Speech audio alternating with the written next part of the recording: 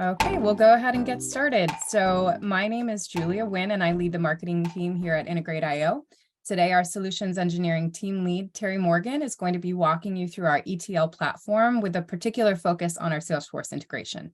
You're in great hands. Terry works with our clients every day to achieve amazing results by understanding and helping to solve any underlying technical problems that they face. As a reminder, all registrants will receive a copy of this presentation in your inboxes this week, and we welcome your questions and feedback throughout.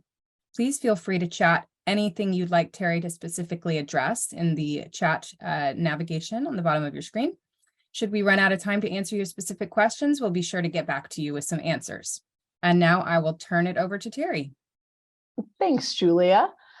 So let's see. So you might be wondering, who is Integrate.io? We are a team that was founded in 2012. Now our team is global. This allows us to support the needs of companies around the world. And security is a top priority for us as we have built a scalable platform that can grow as your business grows. Now, without further ado, let's go over to the platform. Okay, so here we are. Integrate.io is a no-code data integration platform comprised of 4 separate software products brought together to meet the modern needs of businesses. You can see those 4 software products here. So starting on the left, we have an ETL and reverse ETL platform. This is a no-code to low-code platform that can really extract data from virtually anywhere and load it into a myriad of destination options. Our second product here, our ELT and CDC platform, leads the industry in fast replication times, near real-time speeds at 1-minute syncs. Now, I'll pause for 1 second. Whether you choose to go with ETL or ELT, we offer data observability, which is set up right here in our ELT platform. So whether you go one way or the other, you're probably going to want to monitor the quality of that data. That data observability tool will allow you to set alerts based on metrics in your data set. So if the data goes outside of the defined range, you will be alerted to that data inconsistency. And this is software. This is a new release that we have given to all of our clients for free. It's just included. Now, our third tool here is our API generation tool, also known as Dream Factory. And with Dream Factory, Dream Factory can create a fully documented and secured API on virtually any data source in minutes. And finally, data warehouse insights. So once you have used, whether it's ETL or ELT, one of these tools, to gather all your data into your single source of truth, your data warehouse, this tool will help you make sure that that data warehouse is operating efficiently and performing well. Okay. But as Julia said, we're going to focus on the ETL and reverse ETL tool today, and specifically a Salesforce integration. So let's come over here, select an account, and now we're inside the dashboard. You can see on the upper left here in that dark gray bar, that is our toolbar. So we're going to start at the top in the connection menu. So connections, these are connections to your data sources, destinations, any place where your data is stored. We support all kinds of, we support all kinds of things. So certainly anything here in this upper left is analytical databases. These are all of your major data warehouses. There are file store and object storage devices. We support databases, whether they're NoSQL databases like MongoDB or a whole myriad of relational databases in this category in the lower center. In addition, services. So within this category, you're going to find marketing and ad platforms. There are CRMs and ERP systems. Scroll all the way to the bottom. Here we go. There we go. In addition, in this category, we reference here this REST API component. This is our universal REST API component. It allows us to extract data from virtually any data source that has a REST API sitting in front of it. So once you have created the connections to your data stores, they would show up here in this menu, and they're ready for you to use when you build your ETL pipeline.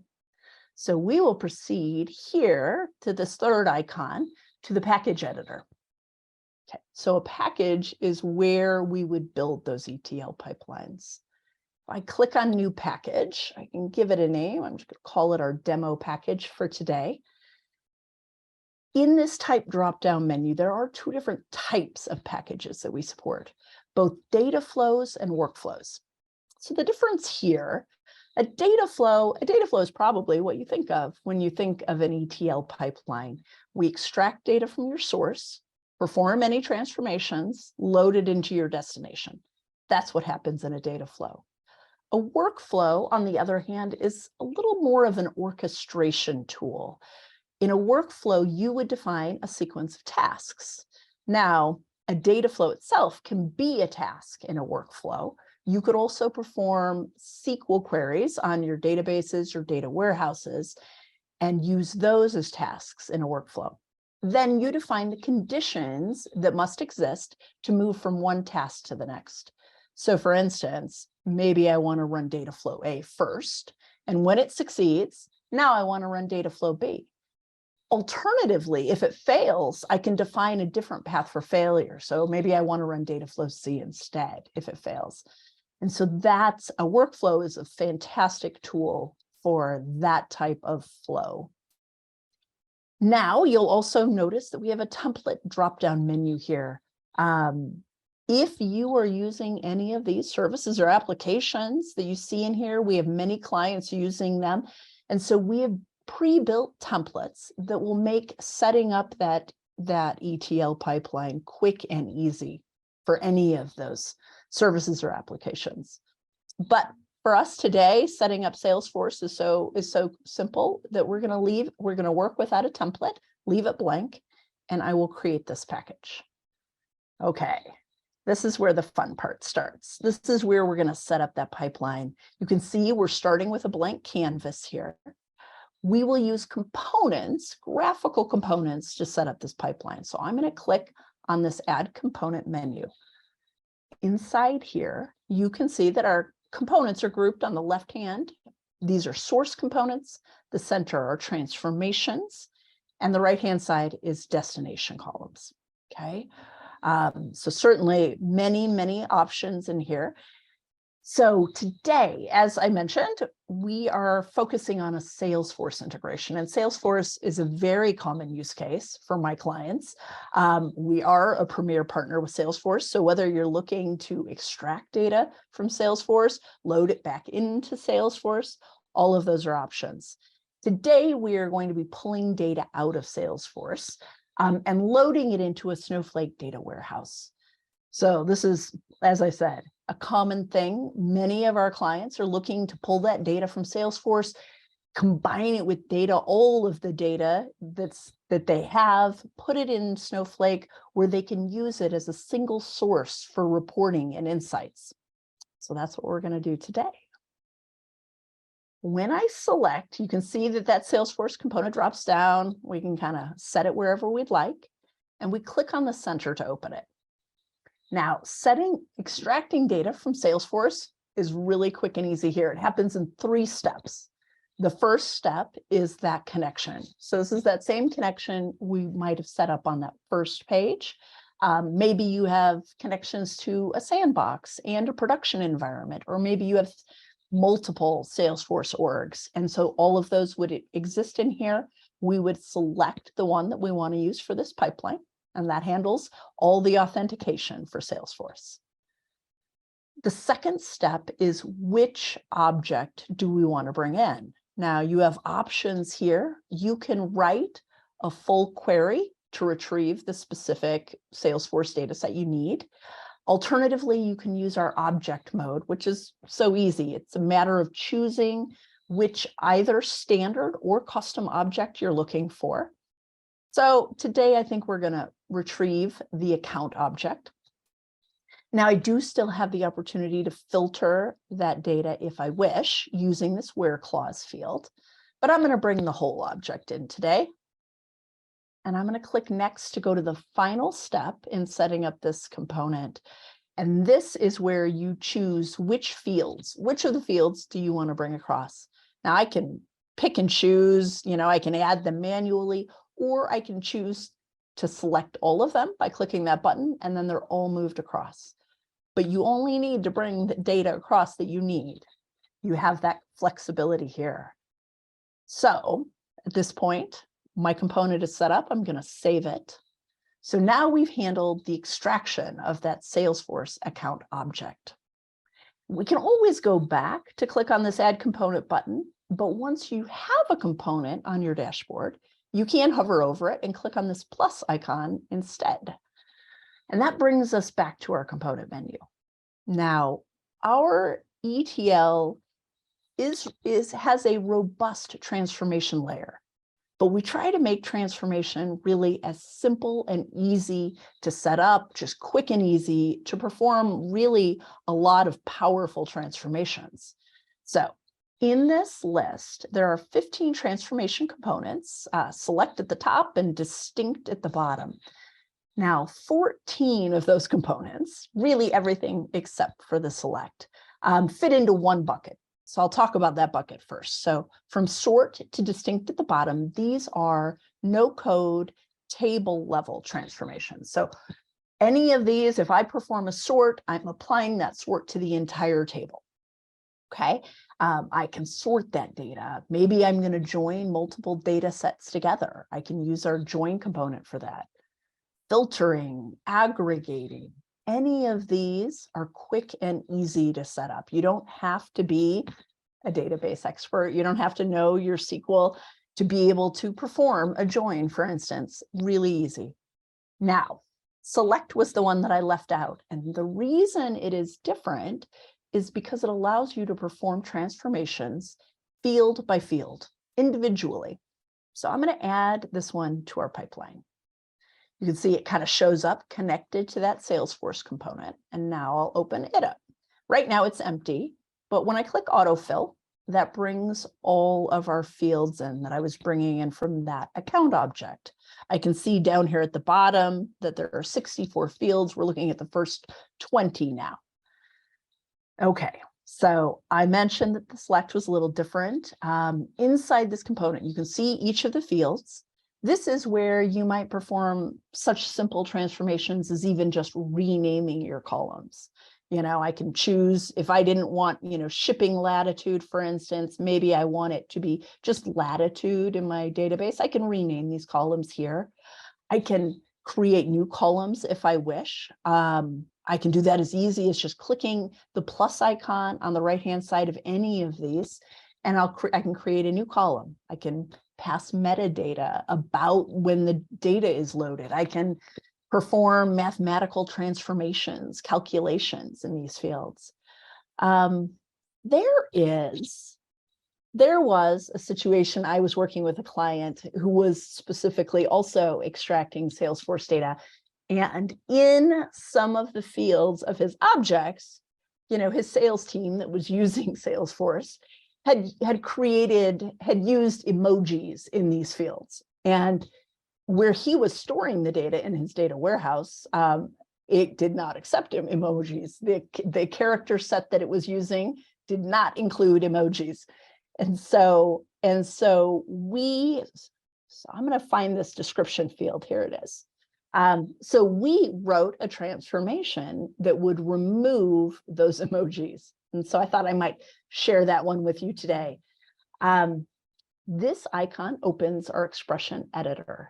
So inside here, in addition to those 14 table level transformation components, inside here you have access to over 200 pre-built functions. And they're grouped together. You can see they're grouped together in these folders. So for instance, I mentioned something about math functions earlier. There are math functions in here. You have the ability to, here we are, hash data. So if you have sensitive data moving through your pipeline, you can hash it before it, so it's not stored in plain text in your data warehouse. There's all sorts of things. You can cast to different data types. We can cleanse or standardize the data using some of these string functions. And in fact, the one that my client and I wrote uses one of these string functions. It's actually down, where did it go? Replace. We use this replace function. And you can see when I hover over it, it gives you a description, kind of the syntax of the function and how it works, and gives you an example.